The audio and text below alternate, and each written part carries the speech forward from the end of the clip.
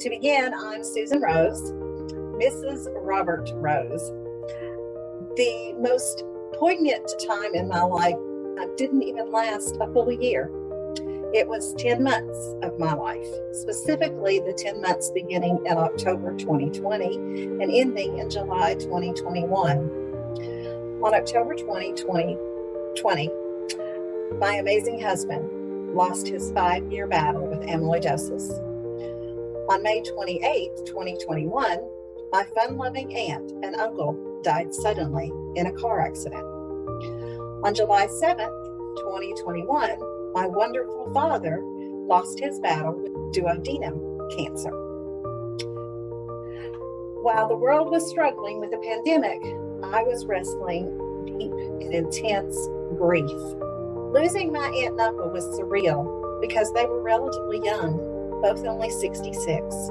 She was my mother's little sister, only 11 years older than I, so she was the fun one when my mother had to be mom.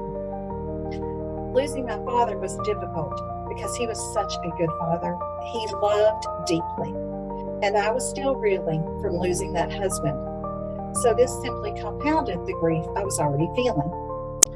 The loss that profoundly changed my world was the loss of Bob, the love of my life, my one and only husband. In counseling, we encourage people to write down positive and negatives in 2 columns so that we can see in black and white that life's blessings usually do outweigh the adversities.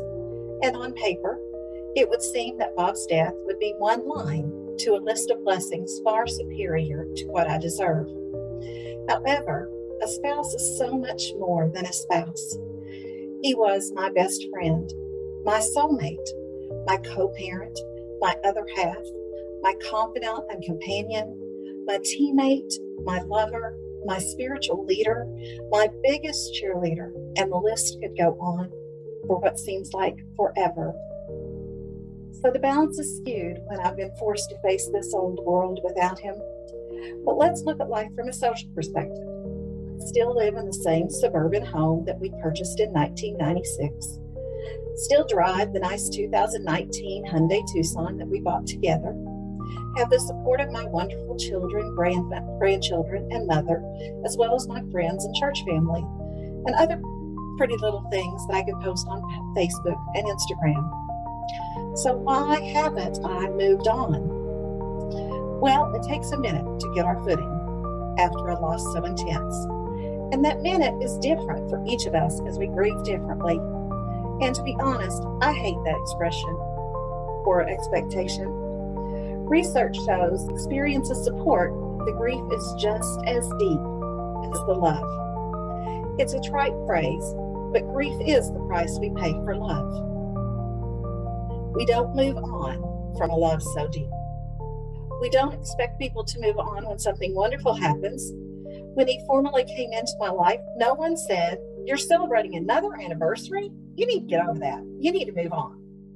Or when we sent out invitations to our children's birthday parties, no one responded. "Another birthday? You need to move on." Life does go on, and we do move forward. Yet moving on implies that we leave them behind, as in moving on and learning from a mistake. Loving him was not a mistake. I'd choose him every time. And I'll choose to carry all that he has left me as I move forward. We married when I was 19 and he was 21.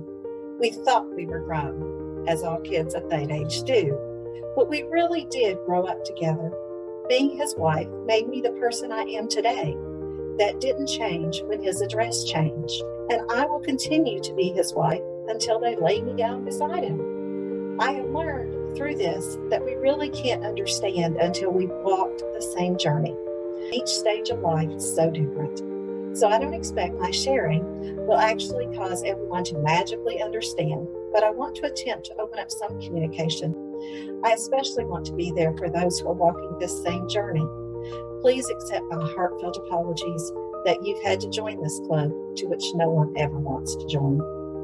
Bob and I had a running joke that I get to go first, but as I've thought about it over the years, I've realized that I love him enough that I wouldn't want him to go through this.